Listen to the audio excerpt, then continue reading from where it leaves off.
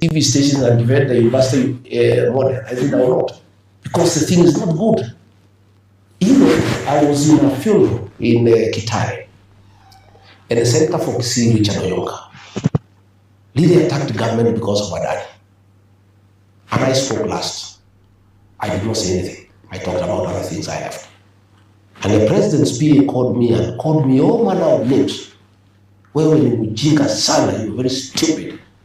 You are deputy president, you spoke last. Somebody has attacked the government and you cannot defend. What kind of a deputy are you?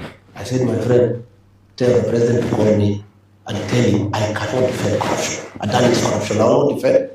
Then he said, that order. The rest is history. I am a friend of men, I'm a man of honor. And I was prepared to face the consequences of standing with what is right and what is true. I want to speak about this protests for a moment, the state of the rule of law and the order of the country. Since the protests, there have been the abductions, there have been killings, and there's also now an attempt at charging some of those who are involved in the protests using terror charges and terror charge sheet. What are your thoughts as to where we are now, the state of the nation now, following the protests, in terms of the state of the rule of law? There's been talk and questions of having dialogue at this point.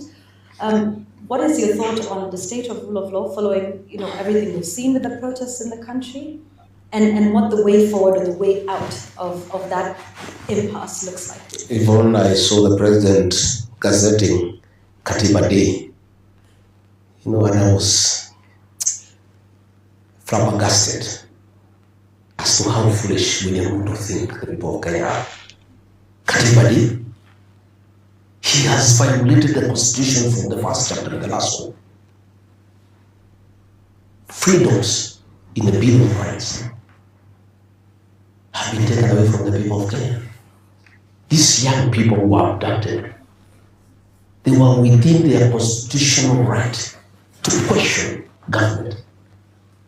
Yet, I have said many times, when the Gen Z started becoming very vocal, the president authorized the formation of a killer school of 101 officers from the administration police, who are seconded to the National Intelligence Service and given very high-skilled training in abductions, killings, and crime. And that is a school that has caused havoc in this country. And it works under the National Intelligence Service. It was authorized by William Ruto. That is a school that is responsible for gross violation of human rights. And what is sad, Yvonne, and this matter was raised with me in America, and I heard Rigathi Gachagua saying I'm going to talk bad about my country. I never talk bad about my country. I love my country. Kenya is a great country, and I told the people in America as much. But we have poor leadership. We have bad leaders. What is shocking, Yvonne, is after all this, a president who is elected by the people, a country with a constitution, a country that has a very strong Bill of Rights, can publicly issue orders for people to be shot in the leg and then taken to the hospital or their way to jail. It's a level of impunity. And I'm very happy that in the bill in the Senate in America, that issue has been raised. Abductions and extrajudicial killings. Yeah? So, what is happening again when we had the last protest and Sabasaba? The state took over the protest and sent criminal goods to beat people, burn and torch property, and stage managed attack of police stations and courts. It was done by police. And then arrested innocent young people and charged them with terrorism. That court in Kahawa is a specialized court to deal with terrorism, a very serious crime that needs to protect our territorial integrity and make sure that the country is safe. But to make sure that these young people are intimidated and they have no voice and they will never again hold the government to account, they are charged with the terrorism. So as we speak, we are at the lowest in terms of violation of human rights, and that's where the Americans are having a great problem with us.